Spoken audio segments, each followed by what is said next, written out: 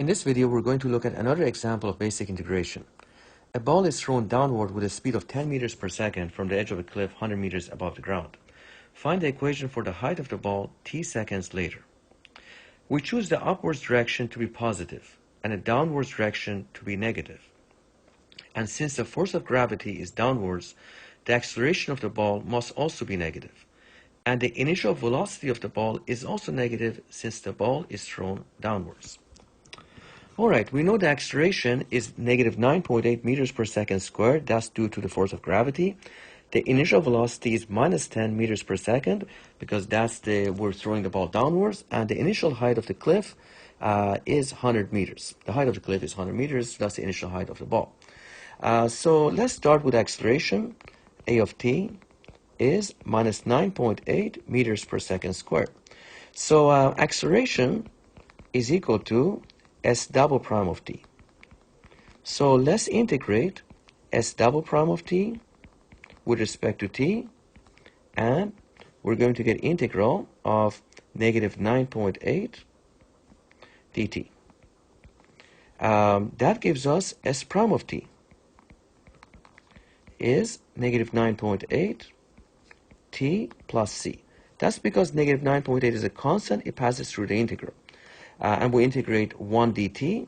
Integral 1 dt is just t plus c. All right.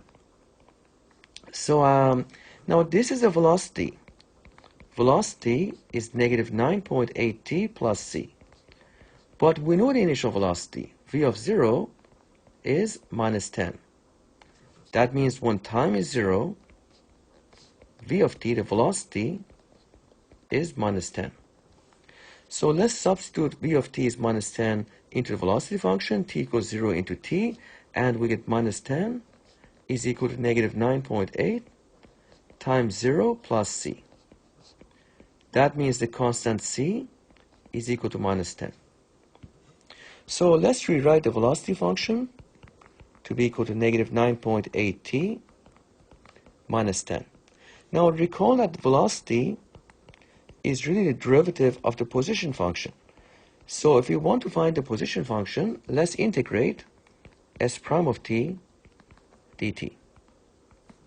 That's integral negative 9.8 t minus 10 with respect to t.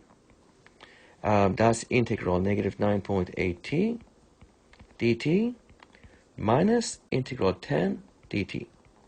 Minus 9.8 is a constant, passes right through the integral. 10 is a constant, passes right through. We get negative 9.8, reversing the power rule, and we get t squared divided by 2. Minus 10, integral dt is just going to be, integral 1 dt is t plus c. That's minus 10t plus constant, let's choose d. So that is our position function, s of t. Now we know that the initial height of the ball is s of 0 is equal to 100 meters. That means when time is 0, s of t is 100 meters. So let's substitute s of t is 100 meters into s of t, and time equals 0 into time.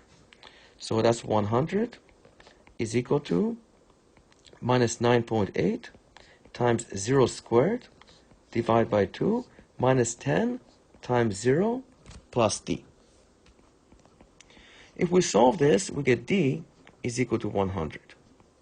So let's rewrite the height function s of t to be equal to negative 9.8 t squared over 2 minus 10t plus 100. So this represents the initial, this represents the height of the ball, t seconds after it was thrown from edge of cliff. So the big picture in this video is that we started with s double prime of t, which was acceleration. We integrated s double prime to get s prime of t, and that's the velocity function. Then we integrated s prime of t and got the height function s of t, and that was the whole idea of this video.